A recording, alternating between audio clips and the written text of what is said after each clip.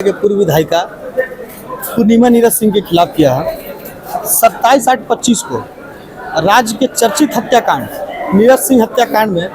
आप देख रहे हैं कुसुम न्यूज, सच और ताज़ा खबरों के साथ सबसे पहले आपके पास। धनबाद। आज धनबाद कोर्ट में पूर्व विधायक पूर्णिमा नीरज सिंह के खिलाफ एक मामला दर्ज हुआ है। ये मुकदमा वकार अहमद उम्र 28 वर्ष निवासी रहमतगंज पांडापाल की ओर से दायर किया गया है। फरियादी का आरोप है कि पूर्व विधायक पूर्णिमा नीरज सिंह ने कुछ समय पहले एक बयान जारी किया था जिसमें उन्होंने माननीय न्यायालय के प्रति अभद्र और असम्मानजनक टिप्पणी की थी। फरियादी का कहना है कि न्यायालय की गरिमा और मान सम्मान को ठेस पहुंचाने वाली ऐसी टिप्पणी को नजरअंदाज नहीं किया जा सकता। इसी आधार पर उन्होंने धनबाद कोर्ट में आधिकारिक शिकायत दर्ज कराई है। जानकारी के मुताबिक इस मामले की सुनवाई जल्द ही अदालत में शुरू होगी। फिलहाल अदालत ने मुकदमे को दर्ज कर लिया है और आगे की कानूनी प्रक्रिया तय की जाएगी। ये खबर धनबाद की राजनीति और न्यायपालिका दोनों ही वर्गों में चर्चा का विषय बन गई है। अब देखना ये होगा कि आने वाले दिनों में इस मुकदमे की सुनवाई के दौरान क्या दिशा तय होती है। ये थी पूरी जानकारी। देखते रहिए कुसुम न्यूज। एडीए 16 कोर्ट के द्वारा कुछ दिन पहले नीरज सिंह हत्याकांड में फैसला आया था, जिसमें फैसला पूर्व विधायिका पूर्णिमा नीरज सिंह के खिलाफ आया था और आरोपी को बरी कर दिया गया था साक्ष्य के अभाव में। तो मेरा ये कहना है कि ये हमारा क्रिमिनल ज्यूरिस्प्रूडेंस का एक सेटल प्रिंसिपल है कि किसी निर्दोष को तब तक सजा नहीं दिया जाए जब तक कि वो हर एक बिंदुओं पर दोषी साबित ना हो जाए। जिस माननीय न्यायालय द्वारा ये फैसला सुनाया गया वो अति विद्वान न्यायालय की श्रेणी में आते हैं और इसीलिए उनको पूरा धनबाद जिला के अंदर जो स्पेशल एमपी एमएलए कोर्ट है, सिर्फ एमपी एमएलए और मतलब जो स्पेशल कोर्ट बनाया गया उसके लिए उनका कोर्ट का फैसला वहां होता है। उस प्रकरण में अगर उन्होंने कोई फैसला सुनाया है और उससे अगर पूर्व विधायिका अगर असंतुष्ट हैं तो उन्हें उचित फोरम में सीआरपीसी का 374 का रेमेडी था, अपील अगेंस्ट एक्विटल, माननीय उच्च न्यायालय में वहां जाना चाहिए था। उसके बावजूद भी अगर उनको लगता है कि जज साहब ने गलती की है तो पूरा केस में उनका गलती को निकालकर एडमिनिस्ट्रेटिव पार्ट पे माननीय रजिस्ट्रार जनरल को चिट्ठी लिखना चाहिए था, माननीय मुख्य न्यायमूर्ति चीफ जस्टिस ऑफ इंडिया को चिट्ठी लिखना चाहिए था, जो चिट्ठी तब तक पब्लिश नहीं होना चाहिए था जब तक कि उनका आरोप साबित नहीं हो जाता एडमिनिस्ट्रेटिव पॉइंट से भी। लेकिन ये सब नहीं करके माननीय जो हमारी पूर्व विधायिका पूर्णिमा मैडम है वो एक कैंडल मार्च निकालती हैं और हमारे माननीय न्यायाधीश को अपना चश्मा का पावर बढ़वाने को बोलती हैं। तो हम मैडम को बोलना चाहते हैं कि मैडम आप अभी इतनी बड़ी नहीं हो गई हैं कि आप हमारे जजेस के खिलाफ इस प्रकार का अपमानजनक शब्द इस्तेमाल कीजिए।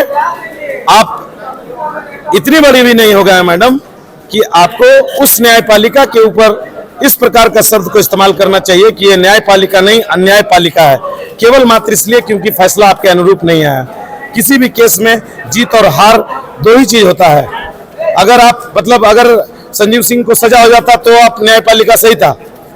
अगर मैडम अगर आप बोलिएगा ये खुले प्लेटफॉर्म पे सोशल मीडिया पे वो आपने पूरा प्रेस कॉन्फ्रेंस करके बोला है तो आपसे तो प्रभावित पूरा विधानसभा झरिया का विधानसभा है, पूरा झरिया का विधानसभा का क्षेत्र को न्यायपालिका से विश्वास उठ जाएगा मैडम। तो आपके द्वारा इस प्रकार का शब्द इस्तेमाल करना वो भी हमारे मतलब जिला कोर्ट के सबसे प्रखर विद्वान, मेरे नजर में खास करके सबसे प्रखर विद्वान माननीय श्री दुर्गेश अवस्थी सर का कोर्ट है, जिनको भरपूर ज्ञान है। और मुझे नहीं लगता मैडम कि उनका ज्ञान का लिखा हुआ रिकॉर्ड सुप्रीम कोर्ट तक टूटने वाला है, ऐसा मेरा अंतरात्मा कहता है। क्योंकि उनका ज्ञान का सीमा का भंडार बहुत है और उन्होंने सब बिंदु पर गौर करके ही जजमेंट दिया है। इसलिए मैडम आप ऐसा शब्द मत बोलिए कि जिससे कि आपके मतलब लोगों में, आम जनों में ये गलत मैसेज जाए और लोगों का न्यायपालिका से विश्वास उठ जाए। मैं आपके इस दोनों शब्दों का घोर खेद प्रकट करता हूं जो आपने इस तरह का गलत शब्द का इस्तेमाल किया है और हमारे जजेस को बेइज्जत करने का कोशिश किया है। आपने हमारे कानून के धारा 267 बीएनएस और 356 के तहत अपराध किया है। किसी भी आप सरकारी पद पे रहते हुए जजेस को इस प्रकार से अपमानित नहीं कर सकती हैं। आप ये अपमानित करने वाला शब्द को कहा है, आपने कंटेम्प्ट ऑफ कोर्ट भी किया है। माननीय ध्रुवेश अवस्थी सर बहुत अच्छे हैं जो उन्होंने आपके प्रति अभी तक कोई प्रोसीडिंग नहीं चलाया। आप लोगों ने जो केस किया है उसके बारे में बताएं। मैंने अभी आपको बता दिया कि मैंने धारा 267 और 356 भारतीय न्याय संहिता के तहत किया है, जिसके लिए उनके द्वारा जो बोला गया बयान है मेरे पास उसका कंक्रीट सबूत भारतीय साक्ष्य अधिनियम धारा 63(4) का सर्टिफिकेट का साथ मौजूद है। तब मैं और मेरा ये कलीग वकार अहमद उर्फ बिक्की बाबू क्षुब्ध होकर इस केस को दायर किए हैं, क्योंकि हम लोग अपने जजेस का इस प्रकार से अपमान खास करके हम लोग दोनों तो बर्दाश्त नहीं कर सकते हैं। आप चाहे कितनी भी बड़ी हैं, आप हम दोनों को हत्या करवा दीजिए मैडम, लेकिन हम लोग अपना आपके विरुद्ध केस लड़ेंगे तो लड़ेंगे, क्योंकि आपने न्यायपालिका को अन्यायपालिका कहा है, वो भी श्री ध्रुवेश अवस्थी सर का मतलब प्रखर विद्वान कोर्ट के विरुद्ध।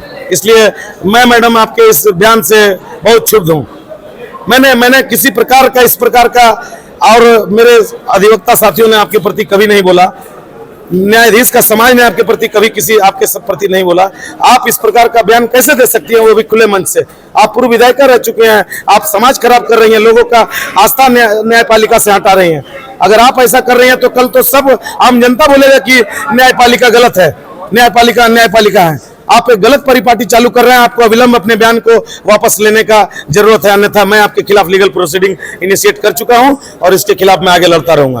ये केस कहाँ किया गया है सर? ये माननीय सीजीएम कार्यालय में किया गया है, क्योंकि उनके द्वारा यहाँ रणधीर वर्मा चौक पर इस प्रकार का कैंडल मार्च निकाल के पुतला दहन और ये सब जो भी बयान दिया गया था, और जो रणधीर वर्मा चौक है ये सीजीएम का क्षेत्राधिकार में आता है, इसलिए मैंने माननीय सीजीएम न्यायालय के कोर्ट में उनके विरुद्ध ये केस दायर किया है और इस केस को करने वाला वादी मेरा कॉलीग वकार अहमद है। पूर्व विधायिका पूर्णिमा नीरज सिंह के खिलाफ किया है 27/8/25 को राज्य के चर्चित हत्याकांड नीरज सिंह हत्याकांड में एडीजे 16 के द्वारा फैसला आया, जिसमें अभियुक्त पूर्व विधायक संजीव कुमार सिंह और सभी अभियुक्तों को साक्ष्य के अभाव में बरी कर दिया गया, जिसके विरोध में पूर्व विधायिका पूर्णिमा नीरज सिंह जिला परिषद मैदान से लेकर रणधीर वर्मा चौक तक कैंडल मार्च निकालकर अदालत के फैसले के विरोध किया है